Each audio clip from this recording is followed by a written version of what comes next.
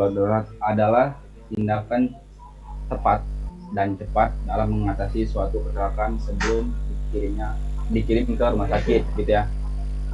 Sebelum kita masuk ke yang lainnya, kita harus ngerti dulu nih apa sih arti pertolongan pertama gawat darurat itu gitu kan.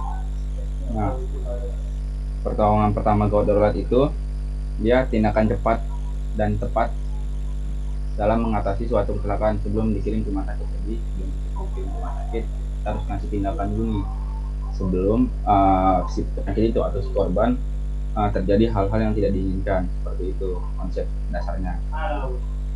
Oke, paham ya? Jadi kita lanjut. Jadi pertolongan pertama gawat darurat itu kan ada si gawat gitu. Apa sih gawat itu gitu kan? Gawat yaitu suatu keadaan yang apabila tidak diberi pertolongan akan menyebabkan kematian atau henti nafas. Jadi ketika kita terjadi kecelakaan gitu kan, pasti kita kan gawat gitu kan. Apa sih gawat itu gitu kan? Kan kita cuma bilang gawat doang gitu kan. Nah, jadi gawat itu adalah suatu keadaan yang apabila tidak diberi pertolongan akan menyebabkan kematian. Jadi ketika kita menemukan korban, kita harus memberi pertolongan dulu karena dia dalam kondisi gawat gitu. Kalau nggak kita diberi pertolongan, hal-hal yang nggak diinginkan lah bakal terjadi oleh korban tersebut. Seperti itu maksudnya. Nah, darurat yaitu keadaan mendadak atau tidak disangka-sangka yang memerlukan tindakan segera, seperti itu kan. Soal kecelakaan kan itu nggak disangka-sangka ya bakal terjadi itu kan. Nah, itu kan keadaan yang mendadak yang tidak disangka-sangka yang harus melakukan tindakan segera gitu, seperti ada luka dan segala macam gitu kan. Nah, itu harus kita lakukan tindakan yang sesegera mungkin agar tidak terjadi pendarahan kah atau seperti apa gitu kan.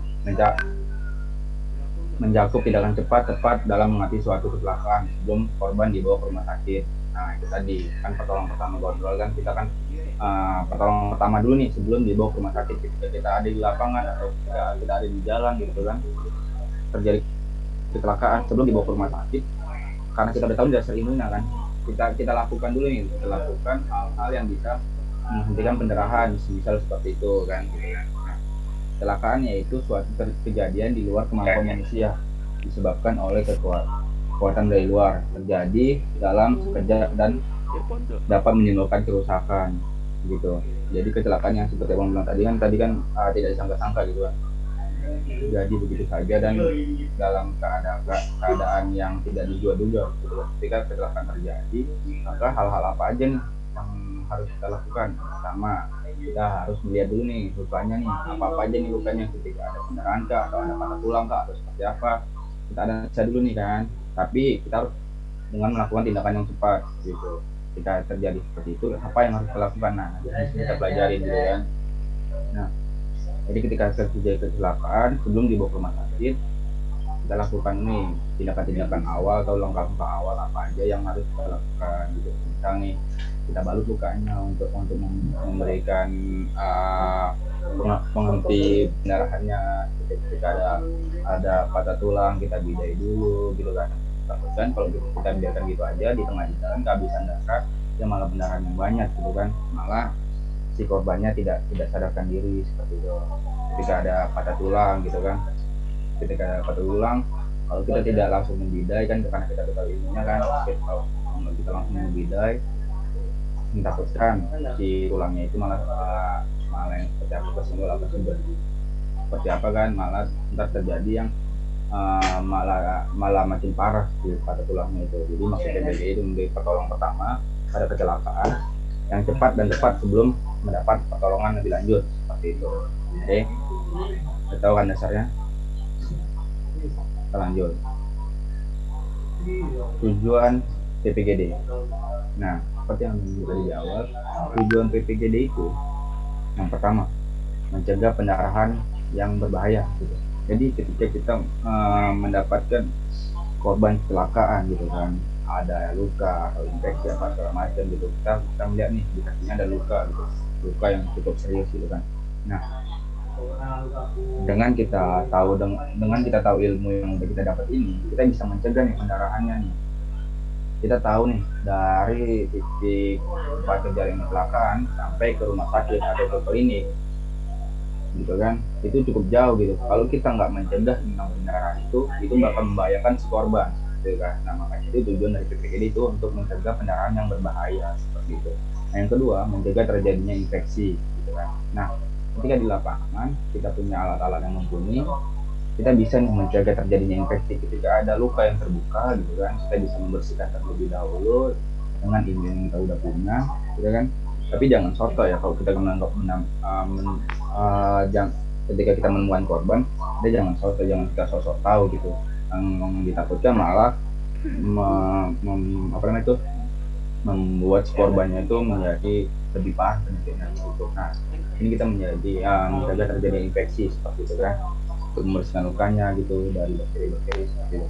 Yang ketiga, mencegah terjadinya cacat jasmani dan rohani. Itu tadi ketika terjadi patah tulang atau pergeseran tulang gitu, kita bisa mencegahnya dengan melakukan pemindaian atau seperti apa gitu. Nah yang keempat, meringankan rasa sakit gitu. Jadi ketika kita menemukan korban, kita bisa melakukan tindakan-tindakan yang seperti ini gitu untuk yang pertama. Terus yang kelima, mempermudah perawatan selanjutnya. Nah kenapa seperti itu?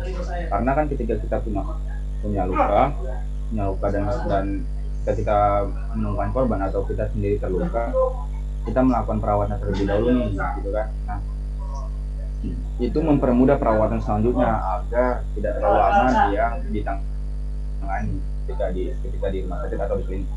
Nah yang keenam, mencegah kematian seperti itu. Ketika semuanya udah ditangani dengan ilmu-ilmu yang ada, nah itu untuk mencegah kematian seperti itu. Dan ditakutkan ketika ada korban terus kita nggak ditangani, terus kita langsung bawa ke rumah sakit, padahal rumah sakitnya jauh, malah ditakutkan kematian di tengah seperti itu. Oke, udah paham ya untuk tujuannya. Oke, selanjutnya ini kalau semisal ada yang mau ditanyain atau ntar ada yang bingung ketika Bang menjelaskan, silakan ditanyain aja ya, langsung aja open mic-nya. Terus ada pokok-pokok PPKD. Yang pertama, jangan panik. Nah ketika kita menangani korban, misalkan kita yang sehat atau kita yang menangani, kita jangan panik. Yang ditakutkan malah ketika kita panik, malah membuat panik si korbannya juga gitu. Dua-dua panik, lukanya tidak ditangani, malah kacau di sini kan gitu. Oke, bukan berarti boleh lamban dan dalam bertindak cepatan, tetapi tetap tenang sehingga dapat bekerja dengan efektif seperti itu. Oke. Yang kedua, perhatikan pernapasan korban menurut ABC. Oke. Ketika kita mendapatkan korban yang tidak sadar mungkin kan gitu kan. Nah, apa yang harus kita lakukan? Kita lihat dulu nih pernapasan korban seperti apa gitu. Karena kita tahu nih kan dia si korban itu sakit apa gitu kan. Yang pertama dengan A, airways open gitu kan, bebaskan jalan napas. Yang kedua, breathing restored, berikan napas buatan bila korban tidak bernapas gitu. Terus circulation maintenance, jika denyut nadi menghilang atau negatif, lakukan RGP atau resusitasi jantung baru seperti itu. Nah dengan menggunakan ABC ini, dengan step-stepnya ini, yang pertama kan kita bebaskan nih, ketika kita pernapasan korban kurang bagus atau kita lihat nih dengan kasat mata pernapasannya tidak ada atau seperti apa gitu kan. Yang pertama kita lihat dulu nih, ketika dia kurang mendapatkan oksigen atau susah bernapas, kita bebaskan dulu nih jalan napasnya. Seperti apa? Mungkin dengan melonggarkan ikat pinggangnya gitu kan. Pokoknya alat-alat yang bisa mengganggu jalan napas dia gitu, mungkin dengan kalung yang mungkin terlalu kencang gitu kan. Nah itu kita longgarkan, nah itu kita bebaskan jalan napasnya. Terus berikan napas buatan bila korban tidak bernapas. Nah itu kedua adalah ketika kita melihat korban tidak bernapas, mungkin dia kesusahan untuk bernapas, kita bantu napas buatan. Caranya dengan apa? Jangan berikan dia karbon dioksida gitu.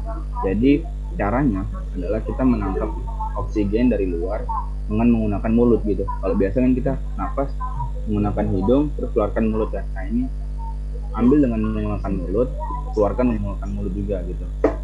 Seperti itu. Nanti kita ketika praktek kita jelaskan seperti apa. Terus circulation maintenance atau jika energi menghilang, lakukan RJP. Dengan teman-teman ada yang tahu RJP nggak? Resusitasi jantung paru. Ada yang tahu? Apa ya? Oke. Jadi resusitasi itu jantung paru itu dia kayak memompa jantung dan paru gitu.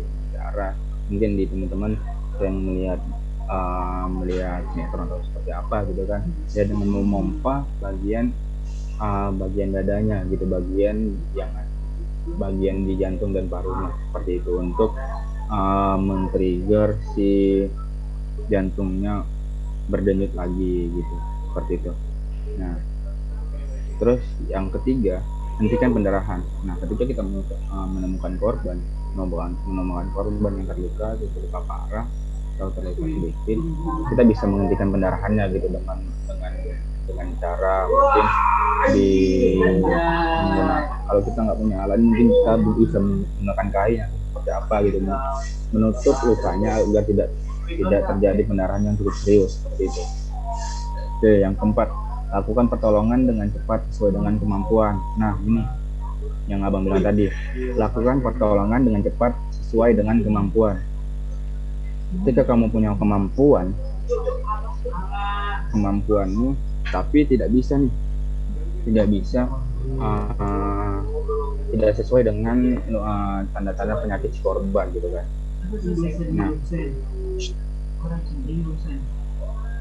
Nah, lakukan pertolongan dengan cepat dengan sesuai kemampuan tadi itu.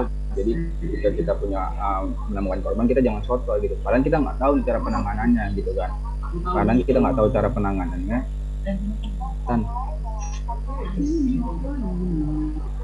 Padahal kita nggak tahu cara penanganannya, kita soto nih, coba untuk menangani gitu kan. Nah jangan seperti yang ditakutkan, malah ntar si korbannya penyakitnya makin parah gitu kan.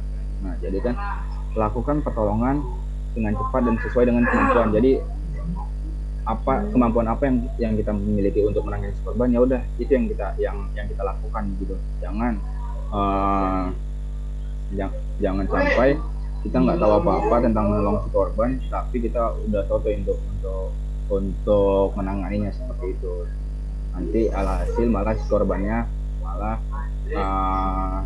terjadi cacat atau seperti apa gitu yang kita takutkan. Jadi ketika kita menolong korban dan kita tidak tahu cara menanganinya, ya udah kita lakukan semaksimal mungkin aja gitu. Kalaupun perlu, kalau kita nggak tahu apa-apa, kita panggil pertolongan atau kita langsung kirim ke rumah sakit atau tempat terdekat seperti itu. Yang kelima, perhatikan tanda-tanda shock atau patah tulang.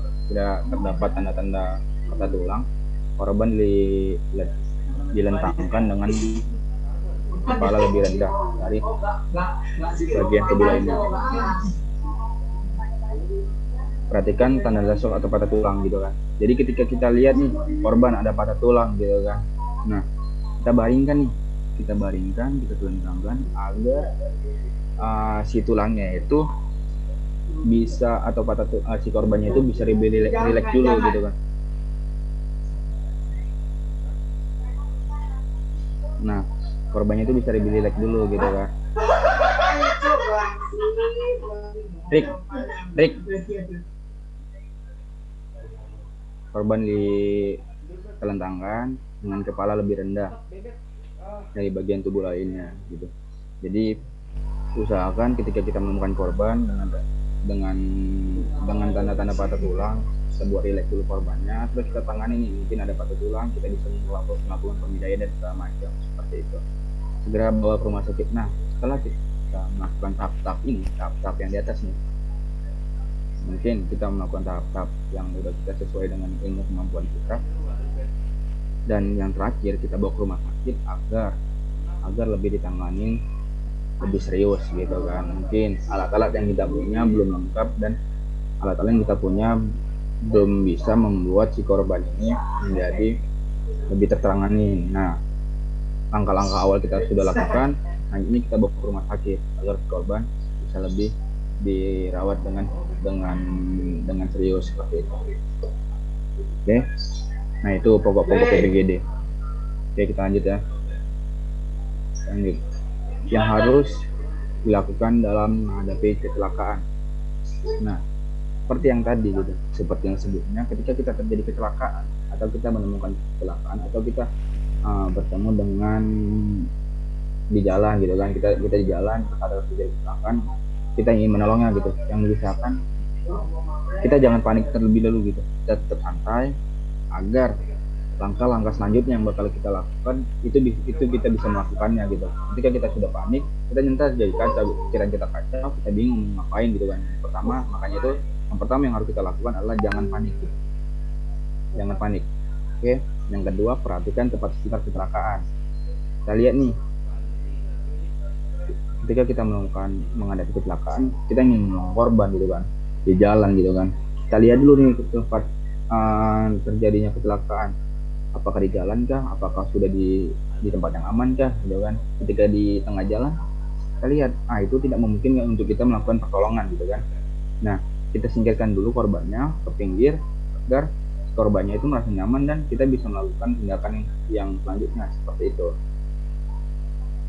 Yang ketiga, perhatikan jenis kecelakaan penderita gitu kan, apakah dia kecelakaan yang ringan, sedang, atau udah berat gitu kan. Kalau kita ringan kita bisa tanganin, besok kita langsung tanganin gitu kan. Jika kita sedang, kita lakukan dulu nih, kita lakukan langkah-langkah awal ya untuk kita nanti lanjut ke rumah sakit gitu. Ketika jadi kecelakaan yang udah cukup berat, kita mungkin bisa langsung menghubungi pihak rumah sakit untuk langsung dibawa ke rumah sakit itu, seperti itu. Yang keempat, merencanakan cara penolongan. Nah, ketika kita melihat ada korban, mungkin kita ada di lapangan berkegiatan atau kita ada di jalan gitu kan. Kita lihat nih, ketika kita lihat ingin menolong, kita sembari menolong kita merencanakan apa-apa aja yang harus aku tolong gitu kan. Apakah aku harus membersihkan lukanya dulu kah atau apa gitu. Jadi kita merencanakan dulu cara penolongannya gitu, kita mau seperti apa gitu. Jangan sampai kita gegabah ketika menolong korban, karena yang kita tangani adalah nyawa manusia juga kan gitu kan. Seperti itu. Jadi kita harus merencanakan nih, tapi dengan cepat dan tepat. Seperti itu ya, ketika kita menolong korban dengan cepat dan tepat, jangan gegabah gitu. Jika korban banyak, lakukan pengelompokan. Nah, ini maksudnya seperti apa? Pengelompokannya adalah kita terjadi semisal nih terjadi kecelakaan atau gempa bumi dengan runtuhan gitu kan, atau kita menemukan kecelakaan yang korbannya cukup banyak gitu kan. Kita kelompokkan menurut levelnya atau menurut dari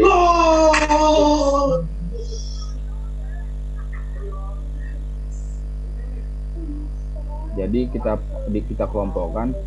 Misal nih, untuk penyakit yang ringan kita kelompokkan di sini gitu kan, untuk yang sedang di sini, untuk yang berat di sini. Gunanya buat apa?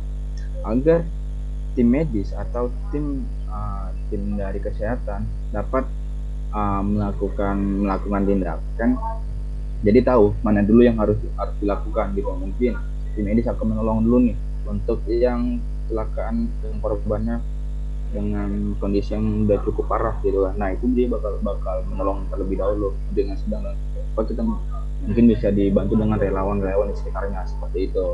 Jadi agar mudah tim medis selanjutnya menanganin ketika ada korban seperti itu. Nah, lakukan pengelompokan dengan cepat sesuai dengan kemampuan juga. Jadi jangan bilang tadi kan, ketika kita menemukan korban, karena itu menyangkut nyawa manusia, kita jangan sotoy seperti itu. Nah, setelah udah dilakukan pengelompokan, udah ditanganin, yang bisa tanganin sendiri, yang nggak bisa langsung segera dibawa ke pusat kesehatan atau ke rumah sakit yang berwenang. Seperti itu yang harus dilakukan dalam menghadapi kecelakaan. Oke, paham ya? Oke, selanjutnya masuk ke dalam gangguan umum. Yang pertama ada lena. Gejala yang dirasakan merasa pusing, mual, telinga berdenging, merasa lemas, pucat, nadinya lemah gitu kan. Pertolongannya tidurkan terlentang dengan kepala agak rendah. Longgarkan pakaian yang mengganggu pernapasan. Usahakan agar penderita dapat menghirup udara segar. Berikan selimut agar hangat. Usahakan untuk minum yang hangat-hangat seperti itu. Jadi ketika kita terjadi, jadi ini sekitar gimana ya? Ketika ada suatu kondisi kayak misal kita kayak menghirup gas belerang ke arah seperti apa, kita terjadi pusing atau seperti apa, kita tidurkan gitu. Soalnya pernah juga terjadi abang ketika abang ke Kawaratu, jadi abang terlalu lama bermain di sana, mungkin waktunya juga kurang pas. Di situ abang menghirup gas belerang, mungkin di situ kan terlalu lama. Jadi ketika abang turun, abang merasa pusing gitu. Abang lihat ada pepondokan, abang tidur di situ dulu, abang terlentang dulu, bernapas dengan tenang dulu, setelah itu jalan lagi gitu. Jangan dipaksakan ketika kita ada gangguan seperti ini, jangan terlalu dipaksakan. Kita usahakan badan kita ini rileks tuh, kita bisa bernapas juga gitu kan. Kita bernapas dengan segar seperti itu. Kita menghirup udara segar, ketika badan kita udah bisa mumpuni untuk jalan lagi, kita jalan seperti itu ya. Nah ini sob tahu gugat sebenarnya lanjutan dari lena gitu, tidurkan terlentang. Jadi ketika ini lanjutan dari lena, ketika kita udah terjadi gangguan seperti di atas tadi, udah makin parah gitu kan, kita tetap tidurkan terlentang gitu agar pernapasannya juga normal gitu kan.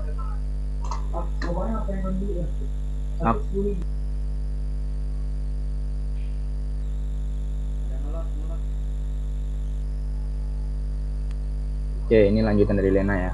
Jadi pertolongannya adalah tidurkan telentang dengan kepala agak rendah, kecuali jika terdapat luka di kepala gitu. Jangan, karena takutnya si darahnya itu ngucur dari kepala gitu kan. Longgarkan pakaian gunanya buat apa? Untuk memudahkan jalur pernapasan dan pendarahan yang ada. Jika kita lihat ada pendarahan, kita hentikan seperti tadi gitu. Kemudian kita berikan selimut, bawa ke rumah sakit cepatnya gitu. Jadi ini lanjutan dari lena. Ketika udah terjadi seperti itu, kita usahakan suhu si korban itu tetap normal gitu kan. Ketika dia pusing atau dia ternyata pusing, mual, kelentangan aja, biarkan dia bernapas dengan normal gitu. Oke, lanjut pingsan. Ketika udah hilang kesadaran gitu kan, dia pingsan adalah penderita tidak sadarkan diri akibat fungsi otak terganggu. Gejalanya adalah tidak ada reaksi atas suatu rangsangan pernapasan dan denyut nadi masih ada gitu. Jadi mungkin teman-teman di sini juga udah tahu gitu kan, pingsan itu seperti apa gitu. Dia tidak hilang kesadaran, tapi dia masih bisa bernapas dan denyut nadi masih ada gitu kan. Dia hilang kesadaran saja gitu kan. Jadi pertolongannya adalah baringkan di tempat yang sejuk dan teduh gitu. Mungkin teman-teman sering menemukan korban pingsan ketika upacara gitu kan, ketika kelelahan, tidak bisa berdiri terlalu lama gitu kan. Nah, ketika ada korban seperti itu, yang pertama adalah baringkan di tempat yang sejuk dan teduh. Jangan dibiarkan dia terkena paparan sinar matahari gitu, karena takutnya dia tidak sadar, dia tidak bisa mengatur suhu tubuh dia, maka dia tidak bisa mengontrol tubuh dia kan. Jadi ntar malah terjadi yang lebih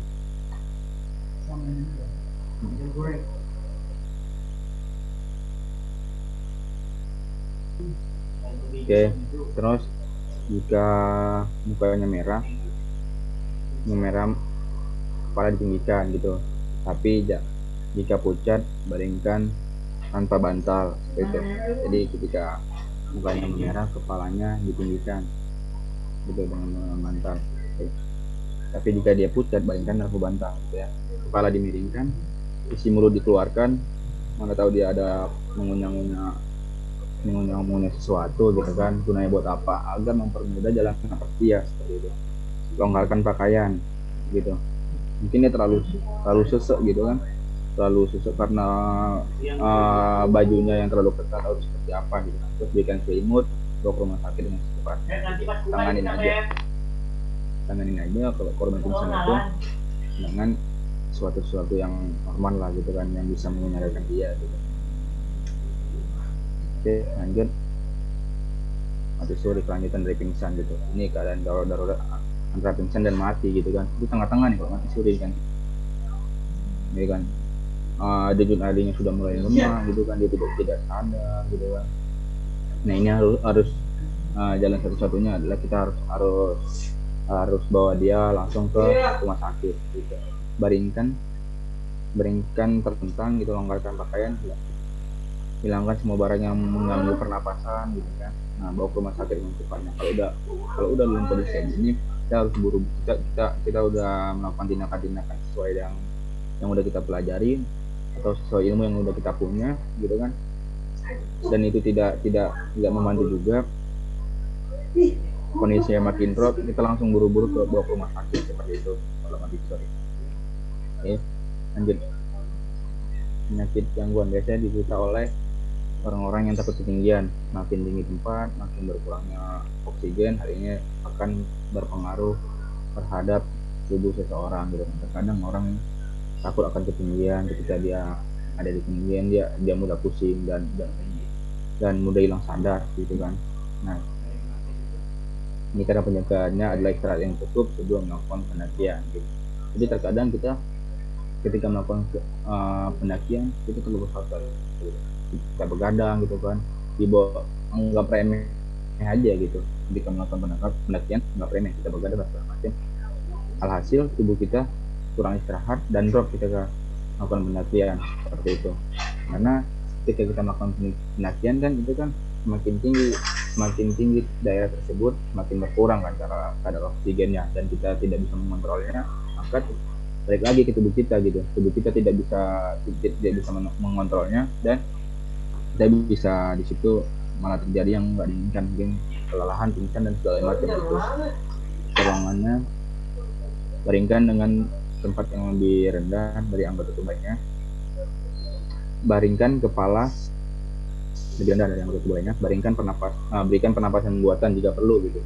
Itu tadi ketika sudah tidak sadarkan diri gitu kan, dan ada gangguan di pernapasannya gitu kan, karena kadar oksigen yang berkurang kan. Kita bantu dengan oksigen, mungkin kita punya tabung oksigen juga gitu. Nah itu kita bisa menggunakan itu aja. Kita harus memberikan napas buatan pasti ya, yang seperti yang kita tahu lah selama ini gitu lah. Kita bisa pakai tabung oksigen gitu. Bawa ke tempat yang lebih rendah agar mendapatkan oksigen yang cukup gitu. Bila tidak ada kemajuan, bawa ke rumah sakit gitu. Jadi balik lagi, konsep dasar PPJD kan pertolongan pertama sebelum dibawa ke rumah sakit gitu kan. Jadi kita melakukan pertolongan pertama dulu nih sebelum dibawa ke rumah sakit. Ketika kita udah nggak sanggup, baru kita bawa ke rumah sakit seperti itu. Nah, gangguan setempat. Tadi kalau gangguan umum udah paham semua ya kira-kira ya. Oke, gangguan setempat itu pertama ada luka disebabkan oleh benda tumpul atau tajam sehingga mengakibatkan kerusakan sekitar tubuh seperti sobek, memar dan lain sebagainya. Cara penolongannya adalah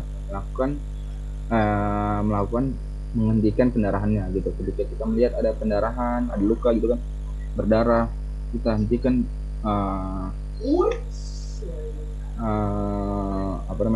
kita hentikan darahnya dengan menggunakan obat-obat atau P3K yang kita punya seperti itu.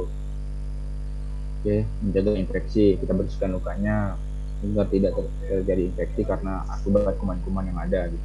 Menjaga kerusakan lebih lanjut. Oke, yang ditakutkan ketika infeksi, kita kita biarkan gitu aja, ketika ada luka terus kotor kita biarkan gitu aja, banyak kuman gitu, banyak kotoran yang masuk, jadi pembusukan terhadap luka itu gitu. Nah itu jangan sampai kita jangan sampai kita biarkan luka yang terbuka seperti itu. Terus menggunakan cara-cara yang mempermudah dan mempercepat penyembuhan. Jadi kan mungkin kita bisa memberikan obat-obat yang bisa mempercepat penyembuhannya atau cepat mengeringkan lukanya seperti itu dengan pengetahuan yang kita tahu gitu kan, mungkin dengan menggunakan obat apa gitu kan, dengan menggunakan apa namanya itu, cairan infus atau seperti apa gitu. Nah ini luka memar ditandai dengan kulit yang membiru dan memuka, biasanya ini kayak terbentur sama benda-benda tumpul seperti itu kan, atau ada laki-laki yang cemen bola gitu kan, agak kaki ya kan, agak kaki antara tulang kering sama tulang kering. Nah biasanya membiru dan membengkak gitu.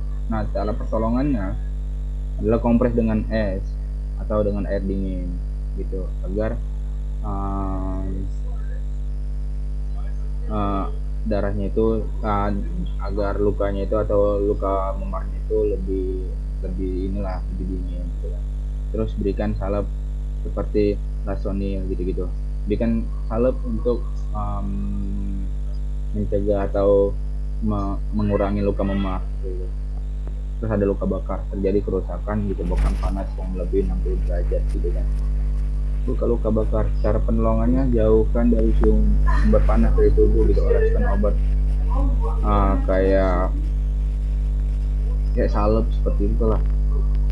Jadi salep untuk menyembuhkan luka bakar itu pasti ada kan gitu. Jadi ya seperti itu. Terkadang kita juga kan seringan gitu kan kena besi panas gitu kan, kita berikan langsung, kita lakukan aja tindakan untuk mempermudahnya gitu kan, kita bisa kasih salep atau seperti apa gitu. Oke, yang keempat ada luka gigitan ular. Nah ini mungkin hal-hal yang harus kita perhatikan juga gitu. Ketika kita digigit ular, lakukan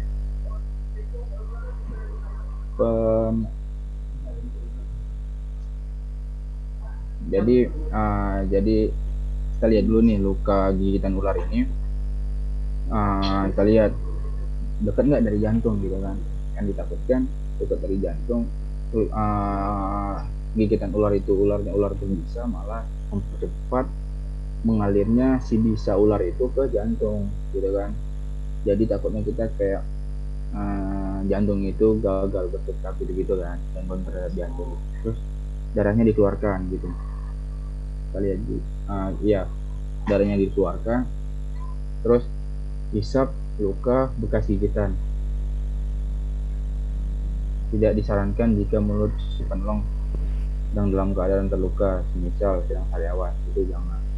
Jadi ketika kita mungkin menolong nih seorang yang terjadi gigitan ular, kita bisa melakukan penolongannya menghisap bekas dari gigitan itu untuk menghisap si biusnya gitu agar keluar. Tapi jangan ketika kita kasih penolong ada sariawan, takutkan ketika kita menghisap si bisanya masuk ke dalam luka si penolong gitu, malah si penolong dan si korban yang dua-duanya sakit, gak ada yang menolong kan, takutkan seperti itu.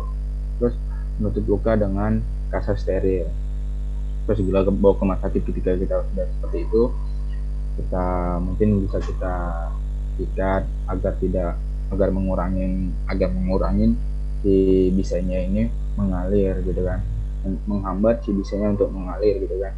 Nah, itu bisa kita ikat dulu nih gitu. Terus setelah dari situ kita bawa ke rumah sakit untuk dilakukan pertolongan lebih lanjut gitu. Terus gigitan serangga, cara penolongannya luka diolesi dengan amonia atau kapur sirih gitu. Untuk sengatan kalajengking, kompres dengan air es atau dengan larutan soda kue. Untuk mengurangi rasa sakit dapat dengan obat gosok atau dengan kayak obat-obat tradisional lah gitu kan, kayak tahun apa segala macam gitu kan, dari bawa rumah sakit gitu kan. Nah itu untuk langkah-langkah awal gitu, untuk ketika digigit oleh serangga. Terus ketika ada patah tulang atau ketika kita melihat ada korban patah tulang, tanda-tanda patah tulang kita lihat dulu nih, bagian yang patah tidak dapat digerakkan. Nah itu tanda-tandanya kan. Misal ada terjadi di lengan gitu kan, lengan terjadi patah tulang. Kita lihat nih jari-jarinya bisa nggak nih, jari-jarinya bisa bergerak nggak gitu kan. Nah itu bisa diindikasikan bahwasannya si korban terjadi patah tulang gitu, karena si jari-jarinya nggak bisa bergerak kan. Dia juga gagal untuk menggerakkan itu. Terus jika disentuh rasa sakit makin terasa gitu. Terus luka yang membengkak dan kebiruan, patah tulang terbuka, jelas terlihat tulang yang patah gitu. Nah itu kita lihat juga tanda-tandanya gitu, apakah dia benar-benar patah tulang atau dia cuma memar biasa gitu kan. Ketika kita lihat nih dia benar-benar si korban benar-benar patah tulang, pertolongannya adalah pakaian yang menutup harus dibuka pada patah tulang terbuka gitu. Jadi misal nih ada kaki yang terbuka gitu kan, kita lihat dulu nih pakaiannya harus kita buka dulu nih untuk memudahkan si penolong melihat bagian-bagian lukanya, bagian-bagian patahnya seperti itu. Terus lakukan penetasan jika terjadi pendarahan atau lakukan dia untuk meminimalisir pendarahannya gitu. Mungkin kita bisa menutupnya gitu kan, terus kita balut dengan kain gitu kan untuk mengurangi pendarahannya gitu kan. Luka ditutup dengan kain steril dan dibalut seperti itu. Oke, lakukan pembidayaan. Nah ketika terjadi patah tulang, usahakan ketika kita mau dibawa ke rumah sakit, kita bidai dulu nih agar tulang tidak tergoncang-goncang, dan yang ditakutkan malah ntar dia cacat permanen gitu. Nah seperti itu. Terus bawa ke rumah sakit. Yang keenam ada keracunan. Tindakan PBGD terhadap keracunan harus dipikirkan penyebab keracunannya. Macam-macam keracunan seperti keracunan makanan, keracunan obat, keracunan gas beracun, keracunan melalui kulit gitu kan. Nah biasanya keracunan yang dari makanan gitu kita bisa netralisir dengan susu yang kayak susu beruang seperti itu. Nah itu bisa kita netralisir. Ntar biar susu itu yang ntar dia bisa memuntahkan si racunnya gitu. Kita netralisir dengan si susu gitu ya. Nah itu untuk gangguan sekitar lah gitu kan, yang biasa kita jumpain. Oke, selanjutnya mountain sickness atau penyakit gunung lah gitu kan. Mungkin teman-teman tahu lah gitu. Mungkin teman-teman tahu, bisa pernah mendengarnya gitu kan, tentang yang namanya hipotermia. Kan ada yang tahu hipotermia apa? Atau yang pernah menjumpai hipotermia seperti apa? Halo? Ada yang pernah jumpa? Ada yang pernah jumpa dengan orang yang hipotermia? Atau pernah penolong orang yang hipotermia? Belum bang. Belum ya? Belum bang. Oke. Jadi hipotermia benar, dia kayak lebih tepatnya kehilangan panas tubuh sih, atau suhu tubuh gitu. Jadi gangguan medis yang terjadi dalam tubuh di mana terjadi penurunan temperatur tubuh secara tidak wajar gitu, yang disebabkan tubuh tidak mampu lagi memproduksi panas untuk mengimbangi dan menggantikan panas tubuh gitu. Jadi biasanya di gunung kan terlalu dingin nih gitu kan. Nah sedangkan tubuh kita tidak bisa memproduksi panas tubuh untuk mengimbangi suhu dari luar gitu kan. Nah itu biasanya terjadi hipotermia gitu. Jadi hipotermia mentang-mentang kalian kedinginan itu dibilang hipotermia, enggak gitu. Jadi ada tahap-tahapnya untuk hipotermia gitu. Jadi hipotermia adalah kehilangan panas tubuh gitu. Oke. Tahap-tahap hipotermia. Yang pertama ada hipotermia atau hipotermia ringan. Jadi temperatur tubuhnya drop range-nya itu dari 27 ke dari 37 ke 35 gitu. Jadi hipotermia ringan. Nah, kalau hipotermia ringan ini mulai menggigil gitu. Dia mulai menggigil saat temperatur tubuhnya turun hingga 36 derajat Celcius seperti itu. Ya menggigil ringan lah gitu kan. Jadi si penderita merasa lelah dan dingin gitu kan. Cara berpikir mulai terlihat kacau gitu kan, tidak bisa mengambil keputusan dengan benar gitu kan. Nah itu untuk hipotermia ringan ini kita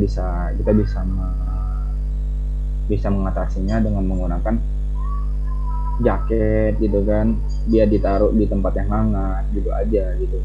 Jadi usahakan si tubuhnya ini bisa mengimbangin dari suhu dari luar seperti itu, mungkin dengan jaket yang tebal gitu kan, dengan menggunakan kaos kaki gitu kan. Nah seperti itu. Nah selanjutnya ada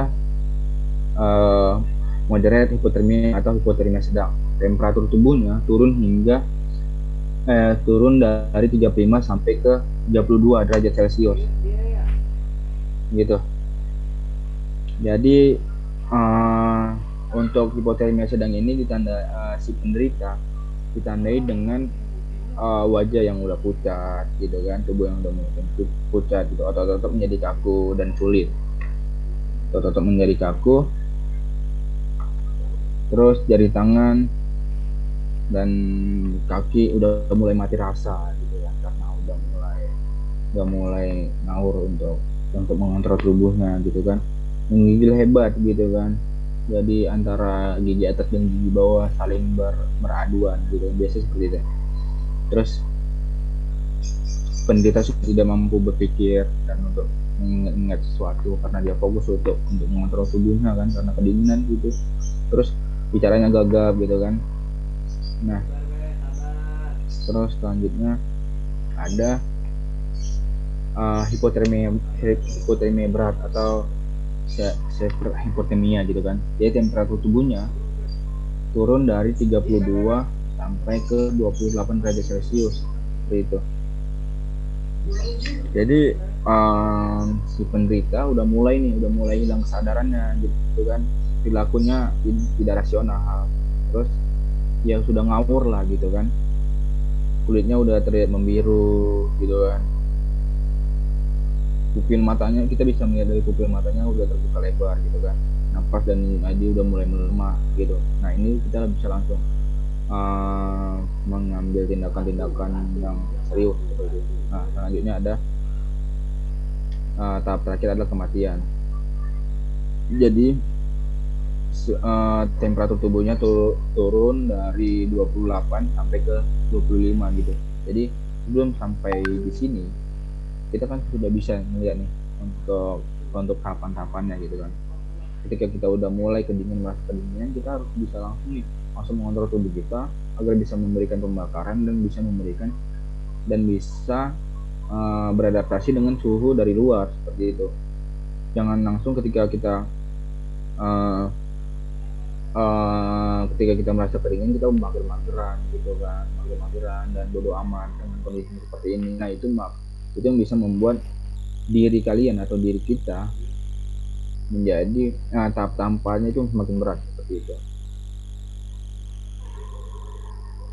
Mungkin ketika kita merasa kedinginan ketika kita merasa kedinginan di gunung, kita bisa melakukan pembakaran misal dari push up gitu, lari-lari kecil gitu kan, push up, lari kecil, apapun cara kita bisa menghasilkan keringat gitu, menghasilkan pembakaran dalam tubuh kita seperti itu. Oke. Nah ini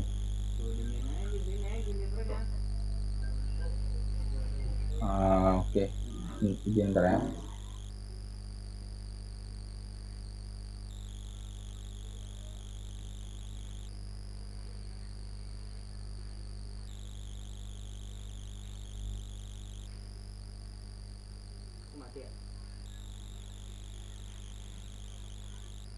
Tuh, Eduardo lihat dah.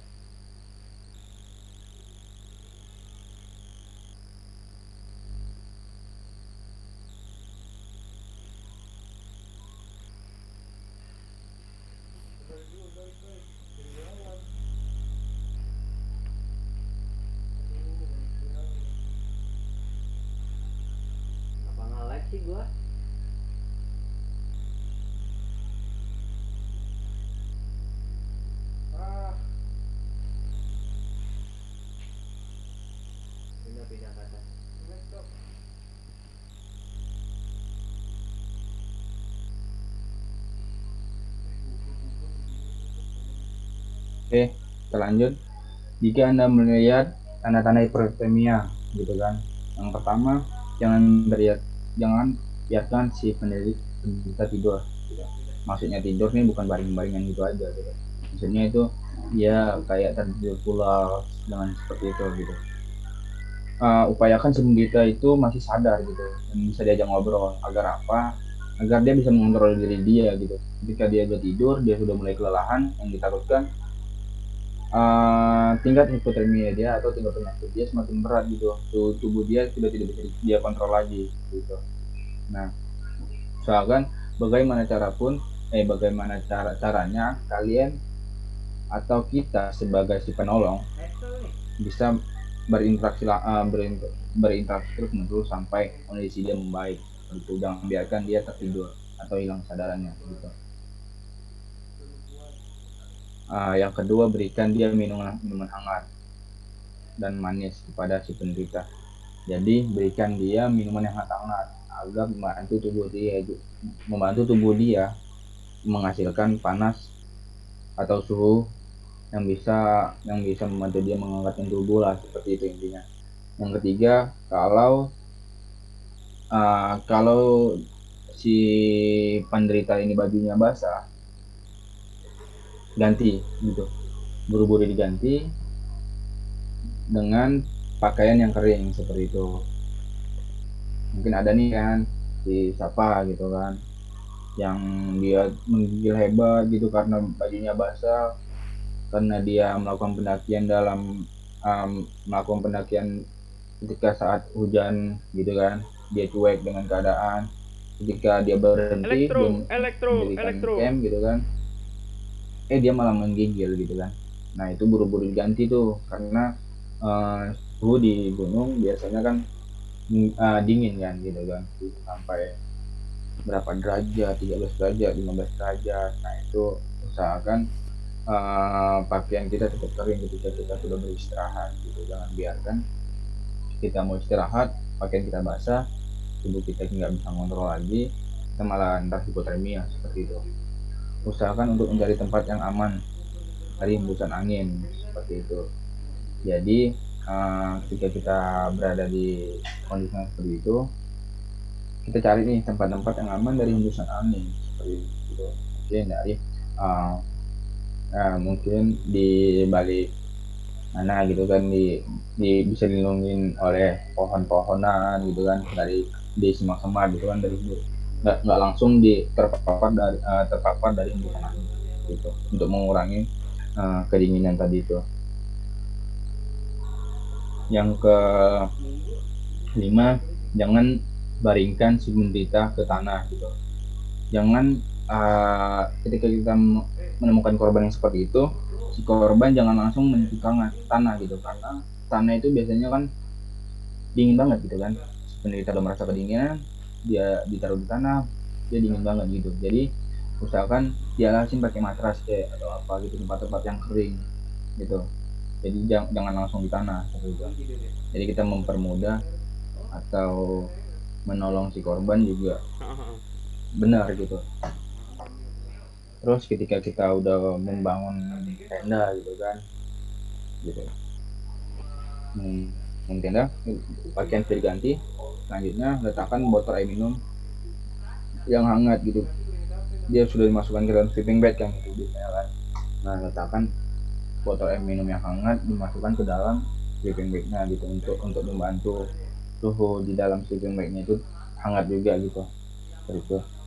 Kalau sleeping bagnya, jadi kalau kondisinya juga masih menggigil, kondisi terakhir lah gitu kan, kondisi terakhir kita bisa transfer suhu normal si penolong ke ke si korban gitu. Mungkin si korban tetap menggigil gitu, tetap kedinginan, kita bisa melakukan tindakan kayak misal skin to skin gitu, berpelukan gitu. Tapi itu yang jangan lawan jenis ya gitu. Itu kita bisa kayak misal laki-laki sama laki-laki gitu, sok-sok aja gitu. Jadi kita mentransfer tubuh kita nih yang dalam keadaan sehat ke si korbannya gitu. Itu cara terakhir ketika kita sudah melakukan tindakan-tindakan yang sudah kita ketahui gitu. atau tindakan-tindakan yang sudah membantu untuk menghangatkan si korban, dan si korban tetap merasa kedinginan gitu ya. Yang kita bisa memeluk si korban agar suhu si korban juga cepat kembali normal gitu. Oke, kalau diusahakan kalau bisa nih di tempat di dekat camp kita ada perapian juga untuk menghangatkan di sekitar wilayah kita gitu. Terus segera ketika si penderita sadar atau si korban sadar, langsung berikan makanan gitu, berikan makanan yang manis-manis, karena hidrat merupakan bahan bakar yang cepat gitu. Jadi karena karbohidrat cepat itu untuk menghasilkan panas dan tenaga gitu kan. Kayak misalnya kayak makan yang manis juga kayak apa gitu, itu bisa menjadikan tenaga juga. Nah seperti itu. Oke, itu kita nih ketika kita menemui korban-korban hipotermia seperti itu gitu. Pokoknya intinya usahakan si korban masih tetap keadaan sadar gitu, apapun caranya gitu. Jangan biarkan dia tertidur, jangan biarkan dia hilang kesadaran, seperti itu ya. Selanjutnya, teknik pertolongan hidup dasar. Begitu melihat korban, cepat baringkan si korban terlentang pada permukaan yang datar. Betul, ini teknik pertolongannya ya. Kita melihat korban nih, langsung kita baringkan, kita cek apa ini penyakitnya, gitu kan. Apa-apa aja yang harus tolong, gitu kan. Kita rencanakan pertolongan apa yang harus kita lakukan nanti untuk si korban, seperti itu. Terus yang kedua, perhatikan tingkat kesadaran korban dengan tindakan beri rangsangan gitu. Respon yang pertama, alert atau sadar penuh. Pada kondisi ini korban sadar sepenuhnya, artinya dapat diajak bicara dan menjawab pertanyaan. Aman berarti untuk si korban, gitu kan. Kita masih bisa menanyakan kakinya yang mana, gitu kan. Jadi kita bisa melakukan pertolongan dengan tepat dan cepat gitu. Terus respon kedua, verbal atau suara. Pada kondisi ini korban tidak sadar untuk menguji sampai di mana tingkat kesadarannya, maka kita berikan rangsangan suara, yakni dengan memanggil nama korban gitu kan. Kita panggil nih, mungkin kan ketika dia udah mulai nggak sadar, kita panggil dia mungkin insya Allah nyaut gitu kan, iya saya gitu kan. Kalau hey doang kan dia nggak tahu siapa yang dipanggil kan gitu.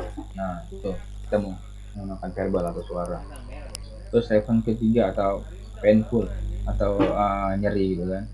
Karena tidak ada rangsangan terhadap suara, maka untuk mengetahui tingkat kesadarannya berikan rangsangan nyeri, yakni dengan menepuk pipis korban. Bila tidak ada respon, maka dapat dikatakan korban unresponsif gitu. Jadi ketika udah melakukan untuk respon pertama nih, gitu kan, respon pertama kita ajak ngobrol nggak bisa, kita panggil namanya nggak bisa, kita kasih respon yang membuat dia merasa sakit gitu, mungkin kayak dia bisa merespon lah gitu, mungkin merasa kesakitan itu, kita bisa menepuk pipinya dengan nama semisal siapa gitu kan, kita tampar sedikit gitu kan, bisa membuat respon si tubuhnya itu bekerja gitu.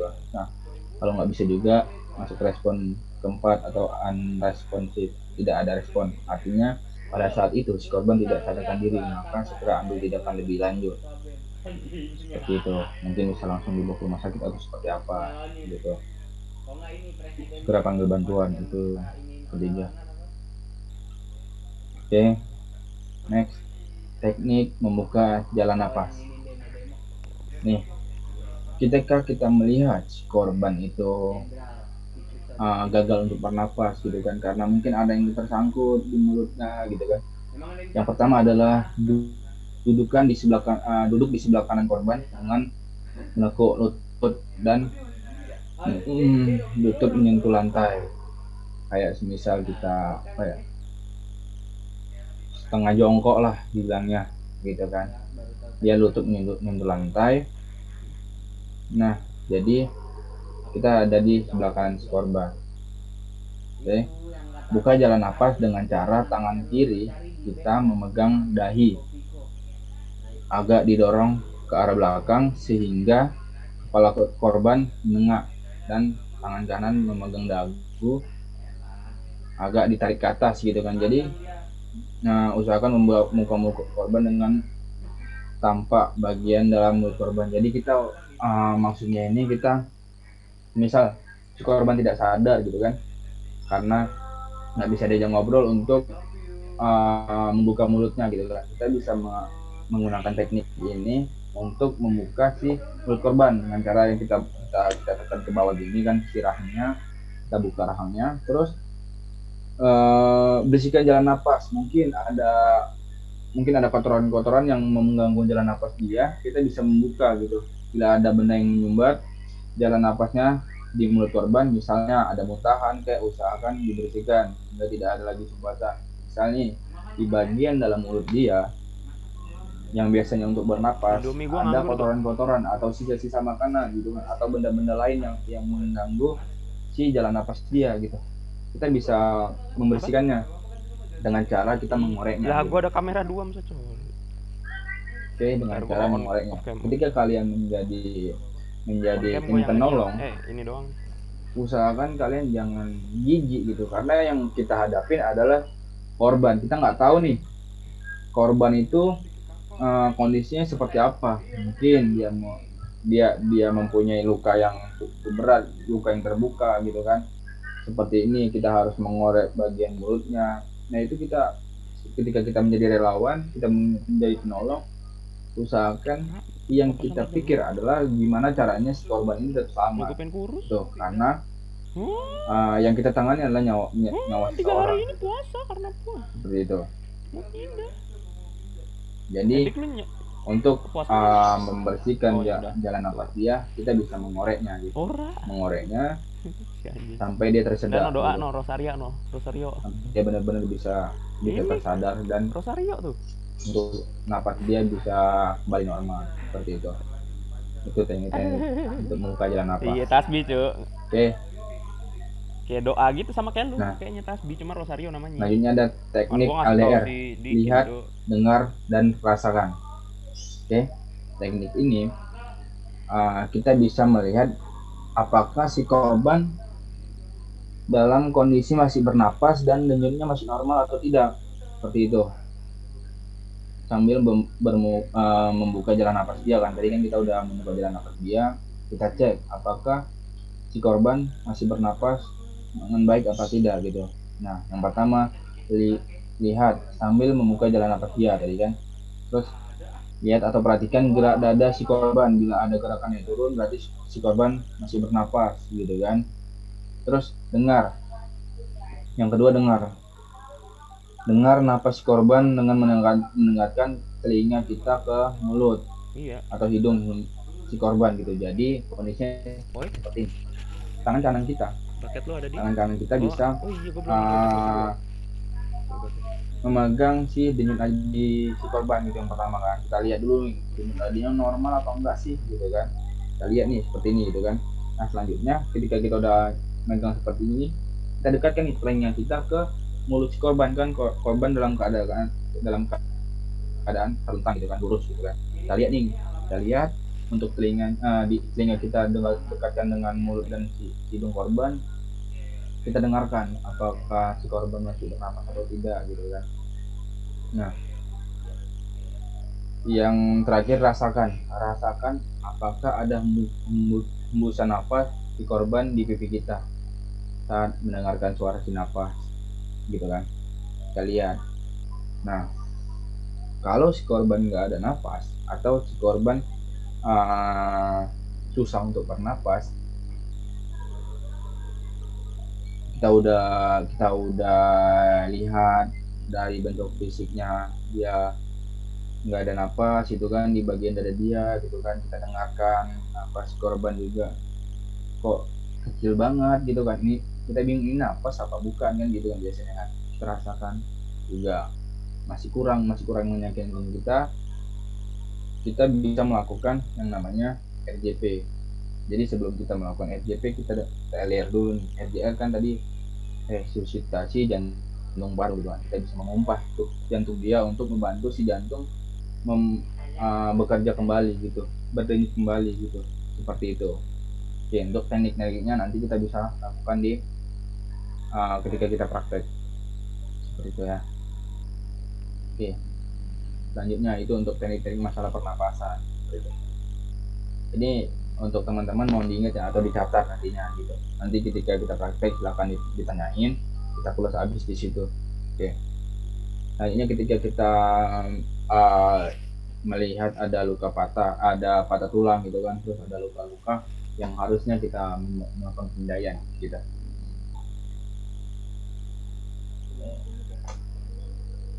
Pemindaian, bidai adalah alat untuk mempertahankan kedudukan fiksasi tulang yang patah. Nah, tujuannya untuk mencegah pergerakan tulang yang patah. Nah, seperti yang abang bilang tadi, ketika kita melihat korban yang dalam kondisi patah tulang, kita itu melakukan pemindaian agar apa? Agar ketika kita bawa ke rumah sakit atau kita melakukan tindakan yang lebih lanjut, tulang itu tidak goyang, gitu. Kedudukannya tetap sama, gitu. Menghindari juga cacat permanen seperti itu. Ini syarat-syarat pemindaian. Yang pertama, panjang bidai harus memenuhi syarat, gitu. Tahu kan bidai kan? Bidai itu kenapa seperti ini? Panjang bidainya harus memenuhi syarat. Dia bentuknya untuk mungkin bisa pakai kayu, bisa pakai bambu ya. Jadi untuk melindungi si tulang agar tidak tergeser seperti itu. Yang kedua, bidai harus pipih, empuk dan lembut. Kenapa seperti itu? Karena empuk dan lembut agar tidak menimbulkan luka lain gitu. Yang ditakutkan kita pakai menggunakan alat-alat yang tajam gitu kan, tajam yang dapat menimbulkan luka baru untuk si korban gitu. Nah, tuh usahakan si bidai ini pipi empuk dan lembut seperti itu agar memiliki kenyamanan juga untuk si luka korban. Yang ketiga, ada ikatan harus cukup jumlahnya, tidak terlalu ketat dan tidak terlalu longgar. Nah, gitu. Jadi untuk ikatannya itu jumlahnya itu jangan terlalu banyak gitu, cukuplah pas gitu, pas untuk si bidainya gitu, tidak terlalu ketat dan tidak terlalu longgar gitu. Nah, ini juga untuk mempermudah tim medis atau tim kesehatan selanjutnya membongkar dan membuka si bidai kita itu. Jangan terlalu ketat, jangan terlalu longgar. Takutkan kita buat ikatannya terlalu ketat malah membuat timbul rasa sakit lagi untuk si korban gitu kan. Nah, kita terlalu longgar jadi nggak ada fungsionalnya gitu kita buat bidai gitu. Jadi kan buat apa gitu kan. Jadi pas aja lah gitu, kita bisa merasakan wah ini ikatannya sudah pas gitu kan. Nah, jangan sampai terlalu ketat juga dan jangan juga kita membuat simpul yang terlalu buat bingung untuk penolong selanjutnya membukanya gitu. Yang ditakutkan malah ketika kita terlalu buat simpul yang terlalu membingungkan untuk dibuka, kita malah mengganggu aktivitas kerja dari tim penolong selanjutnya. Ikatan dilakukan di atas dan atau di bawah tempat yang patah gitu. Jadi ketika kita ada patah di sini ambil ya, kita buat ikatannya di atas dan di bawahnya gitu. Untuk melindungi si luka patahnya itu jika mungkin dilakukan lebih dari satu orang. Jadi untuk meminimalisir rasa sakit sih kok kan. Jadi yang satunya bisa menenangkan si korban, satunya membidai gitu, seperti itulah. Satunya membidainya seperti itu. Ini untuk teknik pembidaiannya. Dan terima kasih. Nah, mungkin itu sih materi PPGD pertolongan pertama gawat darurat. Nah, sebenarnya ini ilmu yang cukup penting juga gitu kan, bukan cuma kita bermain di bukan cuma ada di ilmu ini bukan dipakai hanya di chapter awal aja gitu, ini bisa kita gunakan di kehidupan sehari-hari gitu. Oke, mungkin teman-teman ada yang ingin ditanyakan sekali kita atau istirahat dulu karena azan ya, terus seperti apa, balik lagi lah dulu ke Kak Ica. Dia azan dulu kali bang, di sini azan ya. Baik, mungkin bisa langsung dipersiapkan apa-apa aja yang harus harus ditanyakan gitu kan. Gitu. Kita istirahat dulu. Kita nunggu aja dulu ya.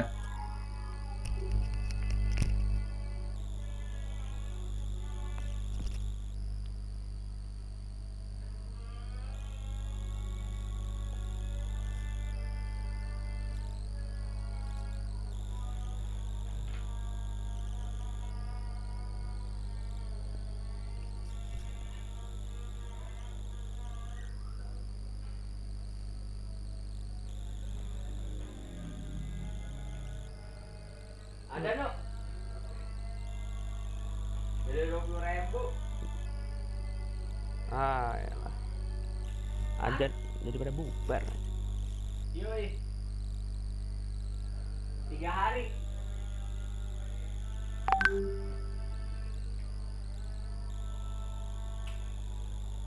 Kenapa?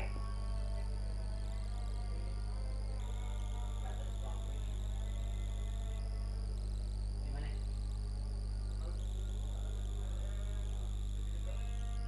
Ada aja. Tadi bertanya ada aja selalu ya. Ini udah selesai. Hah? Ora, ini gara istirahat sholat. Habis ini lu siapin pertanyaan. Satu orang satu. Oh, yulu. Alhamdulillah.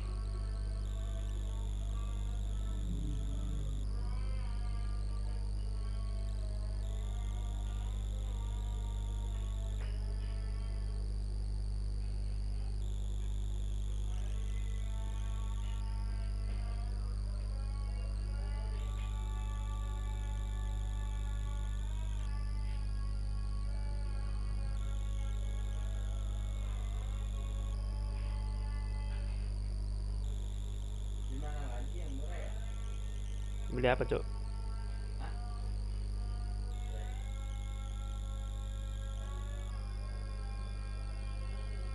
Beli apa?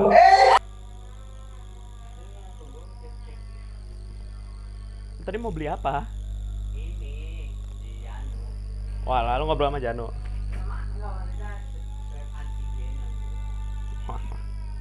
Daerah sini nggak ada yang tahu, gue juga. Pemalsuan aja sih.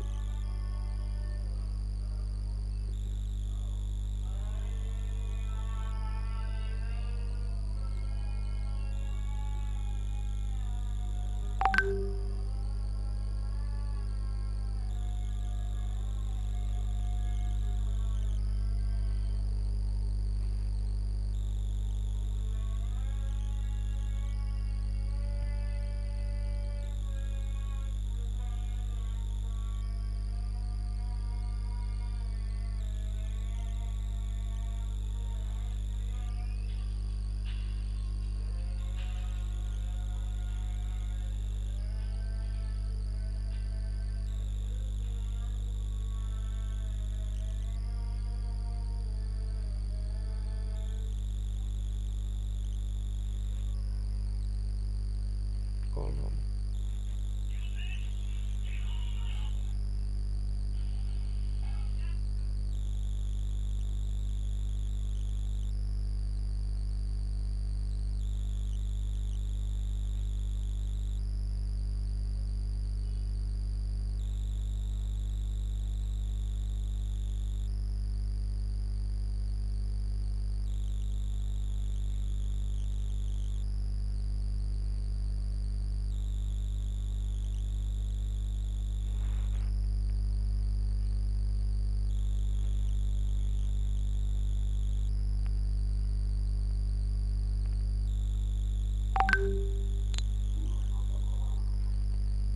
Halo, gimana?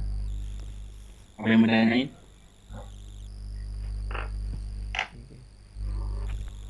Izin bertanya kak.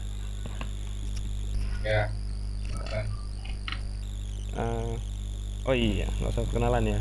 Kebiasaan LKMM bang, sorry. Iya.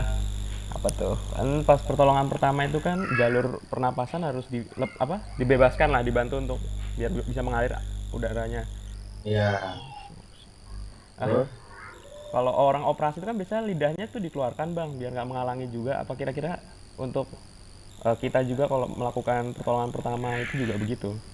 Sama mungkin dan kedua tuh cara eh, kayak muntahan tadi kan katanya nyangkut di tenggorokan tuh cara ngilanginnya gitu, cara membersihkannya, pengalaman abang gimana gitu.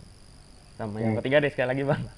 Eh, Ya. kan tadi kepalanya katanya dibaringkan kan badannya, terus kepalanya di bawahnya ya bang ya. Hmm. Jadi itu gimana? Pakai barangnya bebas gitu bang, atau mungkin Barangnya. badannya nggak boleh nekuk gitu apa gimana? Saya ya pengen tahu Oh, lebih detail aja gitu. gitu bang. Terima Oke, kasih. oke, oke. Oke, terima kasih ya, detail ya, luar biasa. Yang pertama, tadi masalah melepaskan jalur pernapasan gitu kan. Nah, jadi terus dibandingkan sama yang di rumah sakit ketika operasi gitu kan. Jadi yang kita lakukan di sini kan untuk langkah awal gitu kan. Untuk langkah awal ketika sebelum kita melakukan kita berikan ke tim medis yang lebih expert yang gitu kan. Kita lakukan dulu nih langkah-langkah awal untuk meringankan si pernapasan korban gitu kan. Mungkin ada yang tersengat karena mungkin dia pakai kalung yang terlalu ketat gitu kan, terus memakai baju yang terlalu ketat sehingga membuat pernapasan atau si korbannya ini susah untuk bernapas gitu kan. Nah, kita longgarkan bagian-bagian yang menghambat si jalur pernapasannya agar si korban mudah untuk bernapas gitu, lebih rileks untuk bernapas gitu. Kadang kita memakai baju yang terlalu ketat juga kan, kita susah untuk bernapas gitu kan. Seperti itu contohnya, gitu ya. Nah, yang kedua tadi apa sih yang kedua? Membersihkan muntah bang, caranya gimana? Nah, untuk bersihkan muntah, pertamanya itu uh, korban kondisi tidak sadar gitu kan. Korban kondisi tidak sadar. Yang pertama kita buka dulu nih bagian si perang korban gitu kan. Kita buka sampai benar-benar bisa kita lihat gitu bagian dalam mulutnya. Gitu. Kira-kira apa yang menyebabkan si korban tidak bisa bernapas gitu.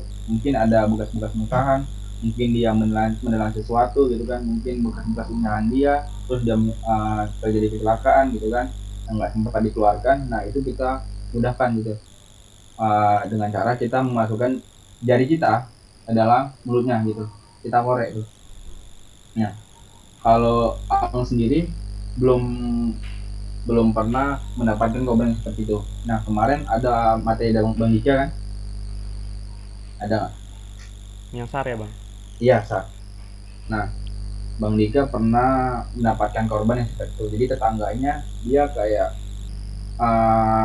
susah untuk bernapas gitu kan. Nah caranya dia karena mendapatkan ilmu dari Cakrawala, kemarin itu dia cerita sama abang, dia mengorek tuh. Waalaikumsalam. Sebelum dibawa ke rumah sakit, dia melihat dulu nih apa yang terjadi gitu kan, kok heboh banget gitu kan.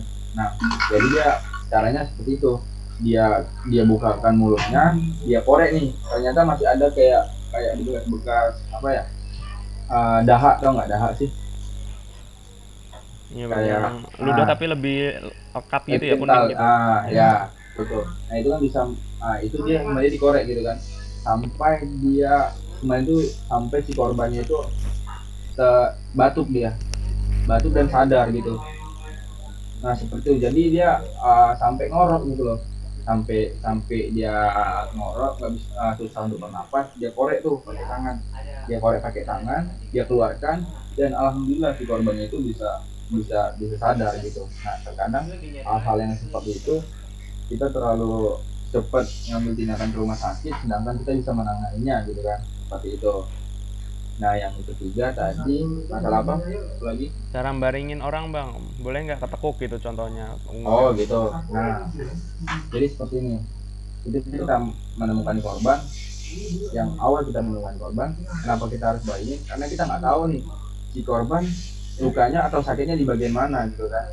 Mungkin dia ada bagian sakit di bagian pergelangan atau di bagian dengkul atau di mana gitu kan, kenapa kita harus baringin agar kita bisa mendeteksi gitu kira-kira si korban ini sakitnya di bagian mana gitu kan. Nah untuk mempermudah juga bagi darah itu mengalir gitu seperti itu. Terus kita juga bisa melihat secara utuh si korban bagian mana yang terluka gitu. Kenapa kita harus membaringkan? Kalau kita tertutup takutnya korban terjadi luka di bagian dengkul gitu kan. Kita tekuk dengkulnya, dia ditutupin sama celana panjang, kita nggak tahu ntar malah bisa menyakitkan si korban gitu. Kenapa kita harus baring dulu gitu. Dan juga kita juga bisa merilekskan dia lah gitu kan, ketika berbaring kondisi dia lebih rileks dan dia bisa mudah untuk bernapas itu nih kan. Ya. Oke bang, terima kasih untuk penjelasannya. Iya, terima kasih. Gimana, ada yang mau ditanya lagi?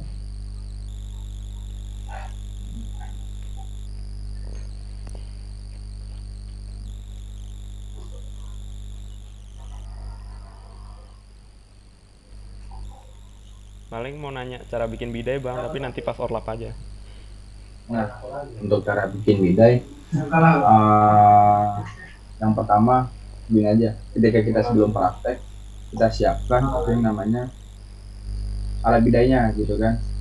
Alat bidainya di situ ada bambu, mungkin bambu atau kayu lah gitu kan, sebagai si penahan tulangnya gitu kan.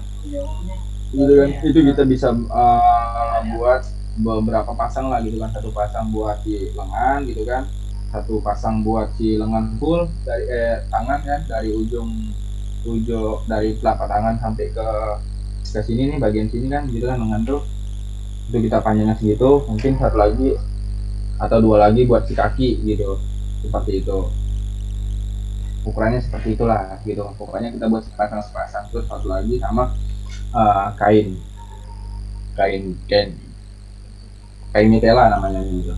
Kain mitela itu bisa dari kain-kain bekas atau kain-kain selayar gitu kan. Mungkin kalian mau beli selayar gitu kan, selayar putih untuk perlengkapan orlap juga. Jadi sisanya jangan dibuang gitu. Sisanya bisa dimanfaatkan untuk mitela seperti itu, untuk melengkapi peralatan kalian seperti itu. Oke bang, terima kasih. Oke, ada yang mau tanya lagi?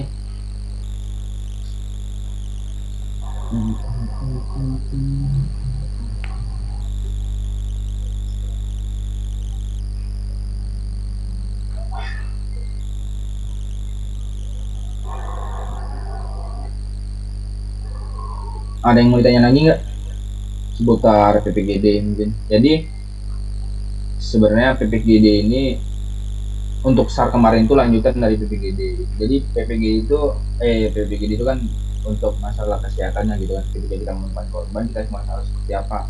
Ketika kita udah mendapatkan ilmu ini, kita bisa menerapkannya ketika kita SAR juga gitu. SAR itu kan dia ilmu yang kompleks gitu kan, dari mulai materi dari organisasi, tari temali, perjalanan apa segala macam, semua ada di situ, semua ada di SAR seperti itu.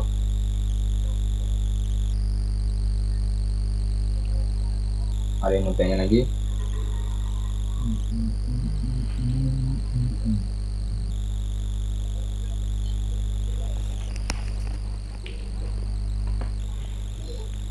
Kalau nggak ada, mungkin bisa lanjut ke Kak Ica. Kamera Seperti apa? Silakan Kak Ica.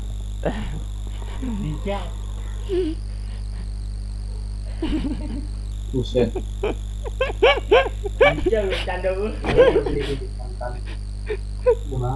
Itu kenapa Kin?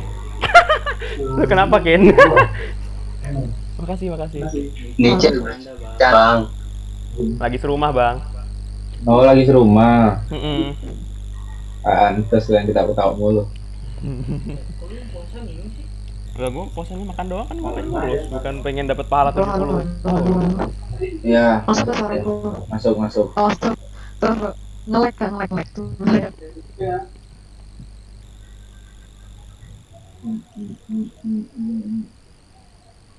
Michel, Iya bang? bokap gue yang Mapala itu ya bukan? Iya betul, betul bang. Oh, Mm. pantes. Iya. Hah? Iya, ITPLN. ITPLN. Lanjut STS. Keisha, gimana? Ini dari teman-teman yang lain ada yang mau ditanyain lagi nggak? Siklus namanya, tau gua. Oke, tunggu.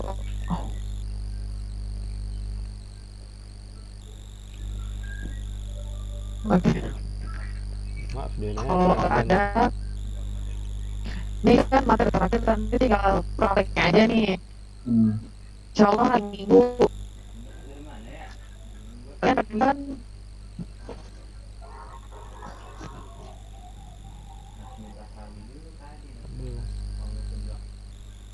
kalau aku masuk kan Masuk kak, tapi agak putus-putus. Waduh.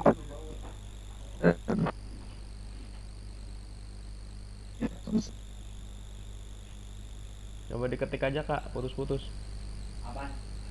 Waduh, hilang. udah. Kak Icanya nge-lag. Ini materi yang terakhir nanti tinggal prakteknya nih yang belum atau yang belum terlaksana prakteknya. Nah untuk besok kita bakal ada praktek nanti dikasih tahu lagi di grup. Duh, bukan Tobi.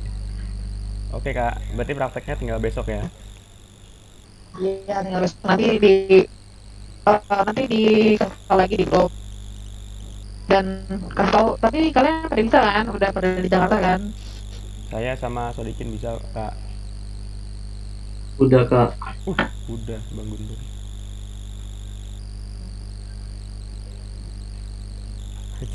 Iya udah, terus lu minggir.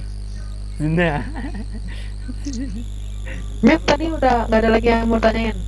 Ikin di mana dah Ikin? Ini di rumah Eliezer. anjing, kamu jatuh. Gabut, Eli gabut.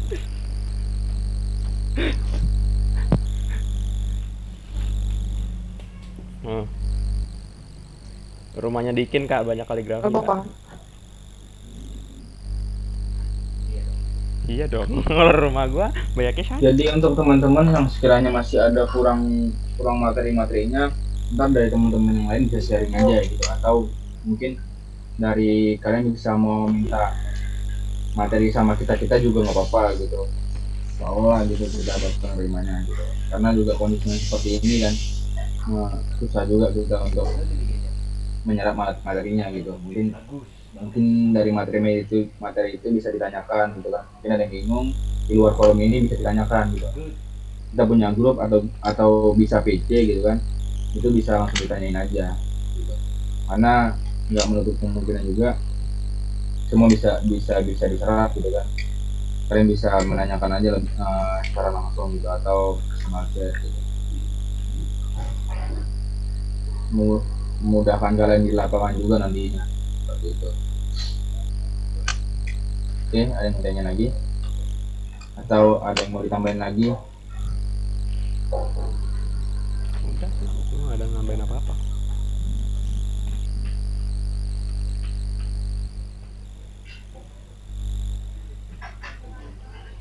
Kalau saya sudah bang. Hah? Guntur. Atas kita 1 2019. 19 cuma. Ya, kalau udah abang kembalikan ke Kaica. Terima kasih.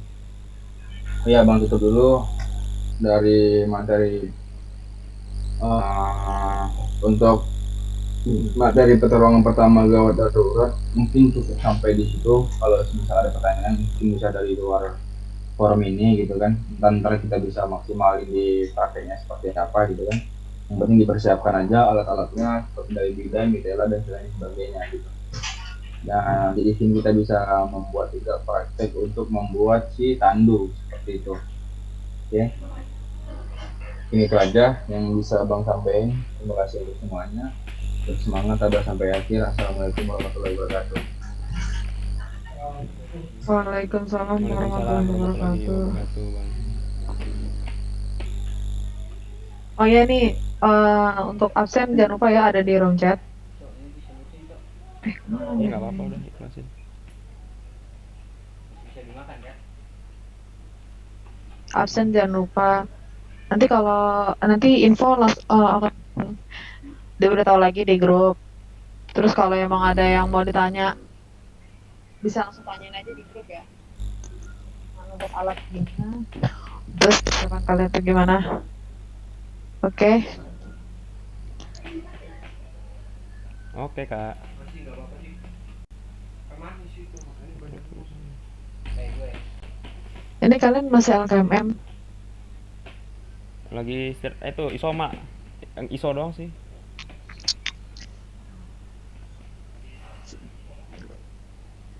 Bang Lutfi, halo. Bagus ya lu ya, jorokin gua ya. Anak dajal. Mantep lah. Kan belum ada obrolan hukuman kan dari Bang Albert. Ya untungnya bocah gua kan mau off cam tadi. Tiba-tiba kan Mantap.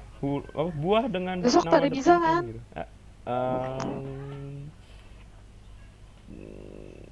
Kalau tugasnya LKMM udah selesai, Kak.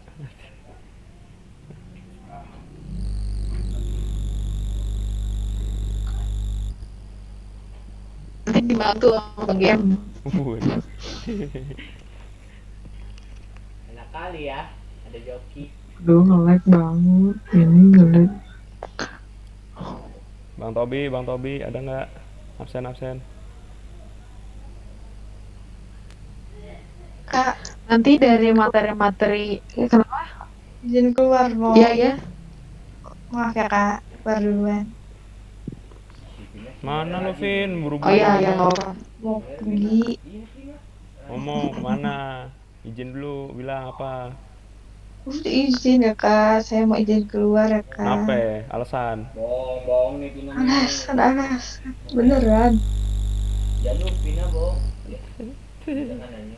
Dihabisin nama hostnya ya, Uts.